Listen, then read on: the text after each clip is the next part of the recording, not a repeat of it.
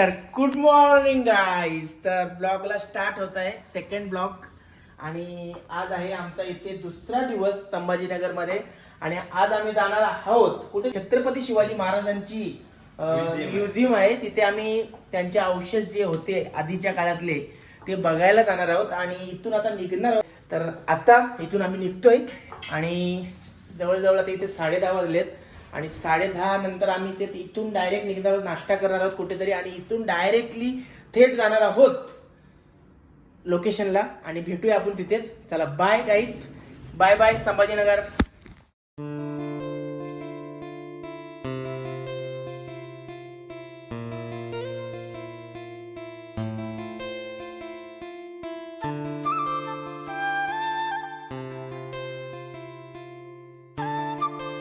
Finally आपण छत्रपती शिवाजी महाराज पुराण वस्तू संग्रहालय इथे आलोय आणि ज्या गोष्टी आपल्याला महाराजांच्या काळात होत्या त्या आपल्याला काही गोष्टींचा अवशेष ह्या इथे आहे आणि ते आता आपण आतमध्ये जाऊन बघणार आहोत.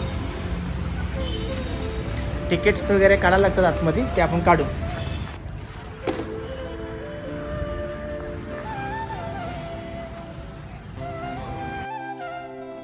तर महाराजांच्या नावावर छत्रपती शिवाजी महाराज वस्तू संग्रहालय हे 2000 साली बांधण्यात आले होते.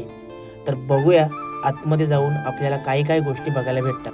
तर हे आहेत शांतीलाल पुरवार यांनी आपल्या मातोश्री कौशल्या पुरवार संग्रहालयातून 3000 वस्तू दान केल्या आहेत. तर बघूया आता त्या वस्तू काय काय आहेत. तर इथे आपल्याला शिवकालीन अस्त्र आणि वस्त्र बघायला भेटणार आहेत. तर मोठमोठ्या तोफा देखील इथे आहेत, ते बघू शकता आपण इथे येऊन. छत्रपती शिवाजी महाराज आणि छत्रपती संभाजी महाराज यांची प्रतिमा देखील इथे आहे. महाराजांचे जेवढे पण किल्ले आहेत त्यांच्या सर्वांचे छायाचित्र इथे आपल्याला बघायला भेटणार आहेत आणि व्यवस्थितरित्या फ्रेम केलेले आहेत. तर बघू शकता मित्रांनो, खूप सुंदर अशा प्रतिमा इथे दिसत आहेत. आणि आता आपण बघणार आहोत मराठाकालीन जीवन कसं होतं ते. मराठाकालीन जीवनात ह्या वस्तू वापरल्या गेल्या होत्या, ते आता आपल्याला इथे बघायला भेटतात. जशा कालानुसार गोष्टी बदलत गेल्या तसं उदय होत गेलं आणि काही गोष्टी बदलत गेल्या. पुढे जाऊन बघायला भेटणार आहेत मराठी सरदारांचा उदय झाला त्यावेळेसच्या गोष्टी. तर बघू शकता आपण इथे पूर्ण फ्रेममध्ये आणि साईडला तिथे लिहिलेलं आहे काय काय आहे ते. आणि हे झुंबर, पत्रव्यवहार, प्रतिमा, भरपूर काही गोष्टी आहेत तिथे बघण्यासारख्या. पूर्वीच्या काळात ज्या वस्तू उपयोगी होत्या त्या. आणि हे पूर्वीच्या काळातील नाणी आहेत जे स्टार्टिंग बसून काय काय वापरलं गेलं ते सर्व आहे इथे. तुम्ही बघू शकता इथे पेपरद्वारे लिहिलेलं आहे डिटेल्स, कोणत्या नाणीची किंमत काय आहे ती. पुढे जाऊन आपल्याला वेगवेगळ्या प्रकारच्या नाणी बघायला भेटतात आणि आताच्या काळातील नाणी. तरी ही आहे महाराजांची फेम, राज्याभिषेक सोहळा झाला तेव्हाची. आणि हे बाहेरचं दृश्य आहे जे आता बनवण्यात आले आहे. खूप भारी भारी आहे बघण्यासारखं. तुम्ही नक्की इथे भेट द्या, तुम्हाला खूप आवडेल. तर तुम्ही नक्की या इकडे. महाराजांच्या काही गोष्टी आहेत इतिहासकालीन, हे तुम्हाला बघायला भेटतील.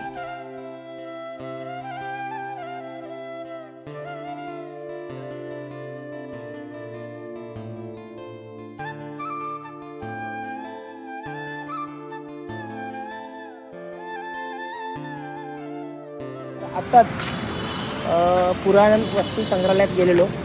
महाराजांच्या काळातील खूप काही गोष्टी आहेत तिथे बघायला भेटल्या आम्हाला. काही गोष्टी कॅप्चर करता आले नाही कारण का तिथे कॅमेरे असल्यामुळे आम्हाला काही गोष्टी कॅच करता आले नाही तिथे.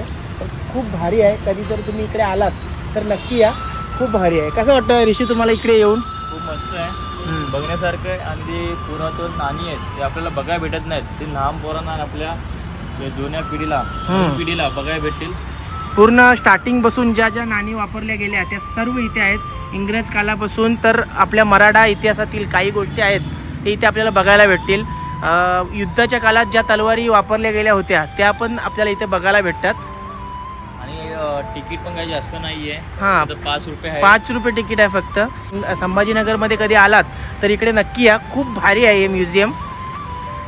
चला तर गाईज, आता आपण ब्लॉग एंड करू आणि भेटूया पुन्हा नवीन ब्लॉगमध्ये. Bye bye.